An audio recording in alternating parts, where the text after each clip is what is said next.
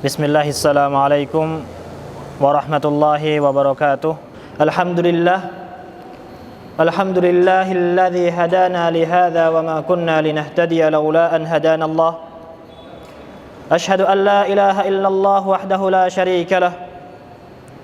Wa ashhadu anna nabiyyana wa habibana Muhammadan abdullahi wa rasuluh. Alhamdulillah, pada kesempatan yang berbahagia ini kita semua masih diberi karunia Allah Subhanahu wa taala berupa nikmat sehat, waktu, dan nikmat akidah. Sehingga pada kesempatan yang oleh Allah Subhanahu wa taala berikan tersebut, kita masih mampu berkumpul melaksanakan kewajiban kita sebagai laki-laki khususnya dan kewajiban kita sebagai umat muslimin umumnya, salat jamaah di masjid Allah Subhanahu wa taala. Pada kesempatan yang berbahagia ini kita akan membahas tentang firman Allah Subhanahu wa taala yang menerangkan bahwasannya kita kaum muslimin adalah umat tengah. Sebagaimana Allah Subhanahu wa taala firmankan dalam surat Al-Baqarah juz 2 halaman pertama, wa kadzalika ja'alnakum ummatan wasata litakunu syuhada'a 'alan nas. Begitulah kata Allah Subhanahu wa taala dalam firman-Nya bahwa kita dijadikan oleh Allah Subhanahu wa taala sebagai umat penengah. Di sini Imam Mufassir, Imam ulama tafsir yang terkenal Ibnu Katsir rahimahullahu ta'ala rahmatan wasi'ah menjelaskan bahwa yang dimaksud dari umat wasata itu adalah yang paling adil, yang paling adil, yang paling baik, dan dijadikan sebagai umat yang akan menjadi saksi atas umat-umat yang lainnya. Pertama, yang paling adil. Kenapa? Karena Allah Subhanahu wa taala membimbing kita, bahkan meminta kita, menyuruh kita selalu dalam setiap salat kita membaca surat Al-Fatihah yang berbunyi ihdinas siratal mustaqim. Berikanlah kami hidayah, jalan yang lurus. Siratal ladzina an'amta 'alaihim ghairil maghdubi 'alaihim waladdallin. Kita diperintahkan Allah Subhanahu wa taala untuk selalu meminta hidayah supaya kita terhindar dari jalannya orang yang pertama adalah maghdubi alaihim, suatu kaum yang Allah Subhanahu wa taala murkai. Mereka adalah kaum yang mengetahui segala ilmu agama. Mereka mengenal semua apapun itu ilmu agama. Allah berikan wahyunya kepada mereka, akan tetapi mereka menyimpan wahyu tersebut dan tidak mengamalkannya. Sehingga Allah Subhanahu wa taala menjadikan mereka kaum yang maghdub alaihim, dimurkai. Kita berlindung kepada Allah dari mereka dan dari sifat mereka. Kemudian Allah mengatakan waladdallin. Sifat yang kedua adalah suatu kaum yang mana mereka tersesat. Bagaimana mereka tersesat? Karena mereka sangat mencintai amalan. Mereka lawan kata dari yang kelompok pertama. Mereka giat, semangat dalam mengamalkan segala amalan, akan tetapi mereka tidak mau mencari ilmu. Tidak mau mencari ilmu supaya mereka mau beramal sesuai dengan ilmu yang Allah Subhanahu wa taala ajarkan. Sehingga mereka hanya beramal dengan khayalannya, dengan karangannya. Sehingga mereka Allah katakan sebagai kaum yang dhalin, orang yang sesat. Kemudian muncullah kita kaum muslimin yang datang dengan ilmu Allah Subhanahu wa taala, dengan petunjuk Allah dalam Al-Qur'an, dengan sabda Nabi yang berupa hadis, dengan segala penjelasannya yang sudah jelas. Kemudian kita menjadi umat yang selalu mengamalkan syariat Allah Subhanahu wa taala. Itu kita menjadi umat yang tengah. Kemudian kenapa kita akan menjadi umat yang menjadi saksi atas umat yang lalu? Dalam hadis qudsi diceritakan kisah Nabi Nuh alaihi salam ketika dihadapkan kepada Allah, hal ballaghta? Apakah kamu sudah mendakwahkan? Apakah kamu sudah menyampaikan tugasmu sebagai rasul kepada umatmu? Kata Nabi Nuh alaihi salam, Allahumma qad ballaghtu. Ya Allah, aku sudah menyampaikan risalahmu kepada umatku. Kemudian Allah bertanya kepada umatnya, apakah kamu sudah mendapatkan risalah hidayah dari yang dibawa oleh Nuh alaihi salam? Kaumnya mengingkari. Kaumnya mengatakan, ma ja'ana min nadhir wala bashir. Tidak ada yang datang kepada kami seorang penyeru pun. Padahal Nabi Nuh sudah datang kepada mereka, menyerukan kepada mereka, akan tetapi mereka menolak dakwah Nabi Nuh alaihi salam. Kemudian Nabi Nuh ditanya, siapa yang menjadi saksi atas dakwahmu? Nabi Nuh alaihi salam menjawab, Nabi Muhammad sallallahu alaihi wasallam, nabi yang terakhir, dan kaumnya. Kemudian Allah Subhanahu wa taala bertanya kepada Nabi Muhammad dan umatnya, dan kita semua nanti akan menjadi saksi Allah Subhanahu wa taala bahwa Nabi Nuh sudah mendakwahkan syariat Allah Subhanahu wa taala. Kenapa? Karena kita adalah umat Al-Qur'an, dan tidaklah orang beriman dengan Al-Qur'an kecuali akan beriman dengan surat Nuh yang menceritakan bahwa Allah Subhanahu wa taala mengutuskan risalah kepada Nabi Nuh, dan Nabi Nuh sudah menyampaikan pada umatnya. Itulah kita menjadi umat yang akan menjadi saksi. Kemudian kita akan menjadi umat yang terbaik. Sebagaimana firman Allah Subhanahu wa taala menjelaskan definisi dari ummah khairiyah ini. Allah Subhanahu wa taala berfirman, "Kuntum khaira ummatin ukhrijat linnas." Kalian, di sini adalah mukhatabnya, audien yang diajak ngomong oleh Allah Subhanahu wa taala adalah kita. Kaum muslimin umat Nabi Muhammad sallallahu alaihi wasallam, karena ayat ini diturunkan untuk kita. Kalian adalah khairu ummah, sebaik-baik umat daripada umat-umat sebelum kita. Ukhrijat linnas, yang mana ditampilkan oleh Allah Subhanahu wa taala. Kita adalah umat yang terbaik. Kapan kita menjadi umat yang terbaik? Allah Subhanahu wa taala berikan definisi dari umat terbaik. Sehingga kita, meskipun umat kita, zaman kita jauh dari zaman Rasulullah sallallahu alaihi wasallam, kita akan tetap menjadi umat yang terbaik sebagaimana Rasulullah sallallahu alaihi wasallam dan para sahabatnya ridwanullah alaihim disifati. Ta'muruna bil ma'ruf, amar ma'ruf, meminta, menyeru kepada kebaikan. Wa tanhauna 'anil munkar, melarang, menjauhkan umat manusia, menghindarkan kaum muslimin khususnya dan umat manusia secara umumnya dari kemungkaran, nahi munkar.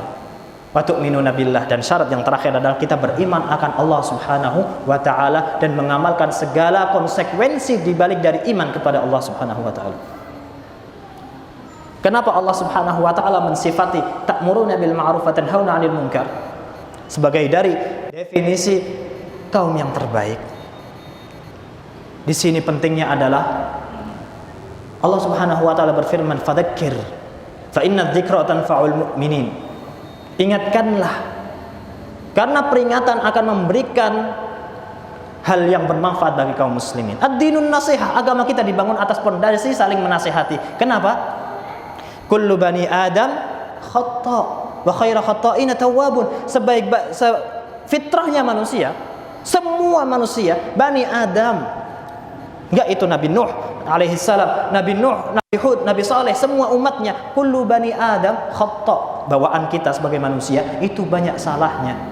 Wa khairu khata'ina tawwabun, dan sebaik-baik dari orang-orang yang salah adalah tatkala ia kembali untuk bertaubat. Kapan dia akan kembali? Ketika ia sadar. Bagaimana ia akan sadar? Salah satu upaya supaya kita akhirnya sadar tatkala kita alpa adalah kita membutuhkan saudara kita yang perhatian kepada kita, menasihati kita. Bagaimana kita akan mendapatkan nasihat? Kita akan menasihati saudara kita tatkala kita ingat dan saudara kita alpa. Amar ma'ruf itu sudah banyak, Pak. Orang yang menyeru kepada kebaikan itu sangat banyak, Pak. Tapi nahi 'anil munkar, melarang dari kemungkaran, itu yang kita kaum muslimin mayoritas masih lemah. Sehingga akhirnya timbul pada hati-hati kaum muslimin, saya enggak terlalu baik untuk melarang orang dari keburukan. Saya belum terlalu baik untuk meminta orang lain melakukan kebaikan. Sudahlah, saya pikirkan saya diri sendiri dulu, baru saya ingatkan orang lain. Kalau seandainya memang itu pedoman selalu dipakai oleh kaum muslimin seluruhnya, maka kapan seorang dai akan berdiri di atas mimbar? Apakah dia ketika merasa dirinya sudah menjadi baik? Kapan manusia akan merasa dirinya baik? Tidak akan, Pak. Ketika seseorang merasa dirinya sudah menjadi baik, maka dia sudah terjatuh dalam sifat sombong dan dia tidak pantas mendapatkan kebaikan di dunia ini. Setiap orang yang fitrahnya, bawaannya masih berjalan, dia akan merasakan dirinya akan selalu buruk dan dia selalu memperbaiki dirinya. Akan tetapi itu tidak boleh menghalanginya dari amar ma'ruf dan nahi munkar. Ingat sabda Nabi SAW dalam hadis Safinah, dalam hadis cerita kapal. Diceritakan suatu kaum, mereka berundi mau naik kapal. Kapal itu ada yang atas, ada yang bawah, kapal zaman dahulu. Nah, mereka berundi, ada yang di atas, ada yang di bawah. Ketika akhirnya mereka dapat, sebagian ada yang di atas, ada yang di bawah. Orang yang tinggal di bawah, kalau mereka butuh air, kemana? Mereka akan naik ke atas, melewati tempat orang yang di atas. Lempar gayung, lempar ember, ambil air, turun lagi. Itu terus menerus, karena kebutuhan orang pada air itu nggak terbendung, pasti akan membutuhkan air. Akhirnya orang yang di bawah berpikir, kalau seandainya anna kharaqna nasibana hadza wa lam yu'dhi man fawqana. Sabda Nabi demikian bunyinya. Ini kisah Nabi menggambarkan kisahnya, ceritanya, gambarannya. Orang yang di bawah berpikiran, kalau seandainya saya bolongi bawah kapal ini gimana? Supaya kalau kita butuh air tinggal ngambil saja, nyiduk, gak usah ganggu yang di atasnya. Kita bayangkan kapal kalau bawahnya dibolongi, apa yang terjadi? Karam semua. Padahal niat orang yang di bawah apa? Baik. Niatnya apa? Supaya nggak ganggu orang yang di atasnya. Nah, kalau seandainya saya kasih gambaran, ini gambaran Nabi ya, saya terjemahkan, bagaimana kalau seandainya orang yang duduk di atas berpikiran, biar itu kan urusan orang yang bawah. Amalan mereka sudah, salah-salah mereka, kue sing maksiat, kue sing salah, kamu yang salah, kamu yang maksiat, ya udah urusan kamu sama Allah Subhanahu wa taala. Kalau seandainya yang di atas berpikiran demikian gimana? Akhirnya yang di bawah membolongi kapalnya. Yang tenggelam siapa? Yang atas saja atau yang bawah saja atau dua-duanya? Dua-duanya. Itulah firman Allah Subhanahu wa taala, wattaqu fitnatan la tusibannal ladzina zalamu minkum khassah. Dan hati-hatilah dari kezaliman, yang mana kezaliman tadi enggak hanya akan akibat dari kezaliman tadi akan menimpa orang-orang yang zalim saja. Tatkala Allah akan murka membalas orang-orang yang zalim dengan azabnya, yang tertimpa bukan orang yang zalim saja. Orang soleh yang tinggal bersama orang zalim pun akhirnya kena, waliyadzubillah. Saya ingat nasihat Ustadz Kiai Haji Zainuddin MZ rahimahullahu rahmatan wasi'ah. Dalam nasihatnya yang pendek, kamu yang maksiat, kamu yang salah, kamu yang mengamalkan amalan-amalan yang buruk, tapi ketika turun azab, semuanya kena azab. Tapi saya nggak hafal konteks katanya, tapi artinya demikian. Benar kata beliau, Ustadz Zainuddin MZ rahimahullahu rahmatan wasi'ah. Tatkala terjadi kemungkaran, kok kita orang-orang yang soleh, orang-orang yang benar, orang-orang yang nggak salah diam? Tatkala Allah menjatuhkan azab kepada orang yang zalim, orang yang soleh tinggal bersama orang zalim akan mendapatkan hasilnya juga. Itulah kenapa pentingnya kita nahi munkar, supaya kita terhindar. Itulah pentingnya kita saat ini duduk di majelis ini akan membahas tentang bahayanya faham radikal yang sudah tersebar di kaum muslimin khususnya Indonesia. Faham radikal, faham anti Pancasila, faham anti NKRI, yang mana mereka saat ini 24 jam aktif mendakwahkan pemahaman mereka, merusak, mengancam keamanan kita, kedaulatan kita, orang-orang Indonesia. Kemudian kita tidak sadar, padahal mereka saat ini berjuang di bawah nama Islam. Kalau seandainya kita tidak mawas, Pak, terjadilah apa yang sudah terjadi saat ini di luar sana. Kalau di Indonesia insya Allah masih aman. Kalau di luar Indonesia, apa yang mereka kenal tentang Islam? Islam adalah teroris, Islam adalah radikal. Akhirnya muncullah orang-orang Indonesia yang memang mereka dari keluarga yang tidak terlalu mawas dengan agama Islam, memperingatkan anak-anaknya atau tetangganya, jangan dekat-dekat dengan agama supaya kamu nggak kena faham ekstremis. Kenapa? Kita nggak mau mawas diri, kita nggak mau mengingatkan orang-orang sekitar kita, kita hanya mau memikirkan diri sendiri untuk Islam kita sendiri. Sehingga tatkala ada orang yang salah dalam Islamnya kemudian aktif dalam merekrut anggota, yang rusak siapa? Al-muslimu mir'atul muslim. Muslim itu adalah cerminan dari muslim yang lainnya. Mereka pakai baju Islam, Pak. Mereka pakai jenggot juga, Pak. Mereka juga pakai songkok, Pak.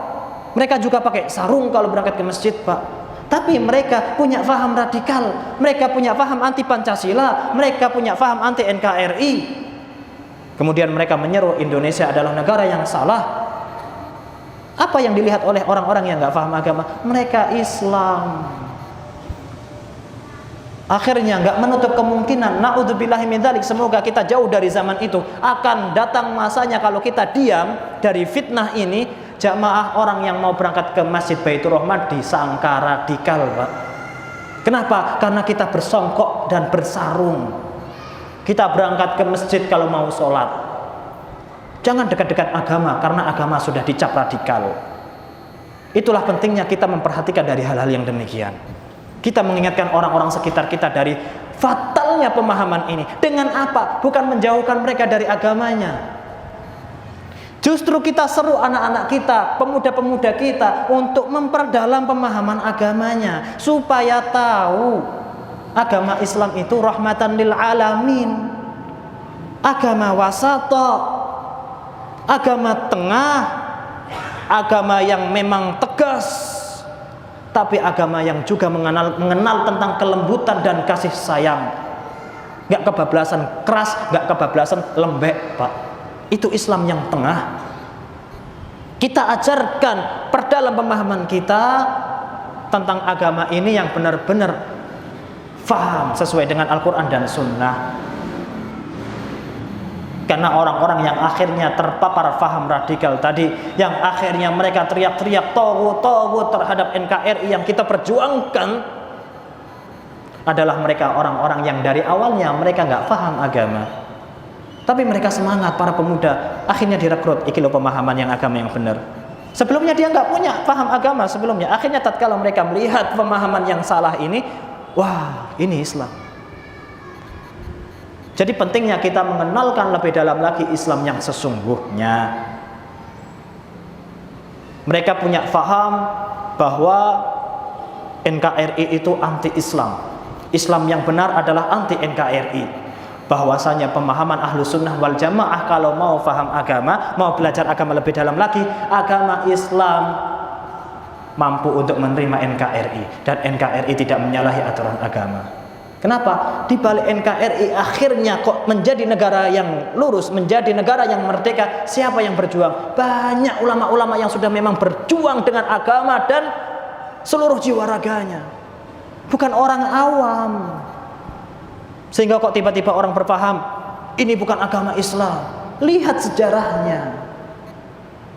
Itulah pentingnya kata presiden kita yang kita cintai, Soekarno, jas merah. Jangan sekali-kali merupakan sejarah. Supaya kita bisa melihat bagaimana sepak terjang kaum muslimin di Indonesia ini, supaya kita tahu betapa Indonesia ini dibangun di atas agama Islam yang kuat. Oleh karena itu kita patut mempertahankan ke NKRI-an kita, NKRI harga mati, kepancasilaan kita. Kemudian nanti akan dilanjutkan oleh Ustadz Ken Setiawan menjelaskan tentang bagaimana parahnya pemahaman NII, bahwa sampai saat ini mereka masih eksis aktif 24 jam, sedangkan kita tertidur merasa santai dan merasa aman. Semoga kita terhindar dari pemahaman-pemahaman radikal tersebut. Kita selalu diberi keistiqomahan di atas jalan yang lurus.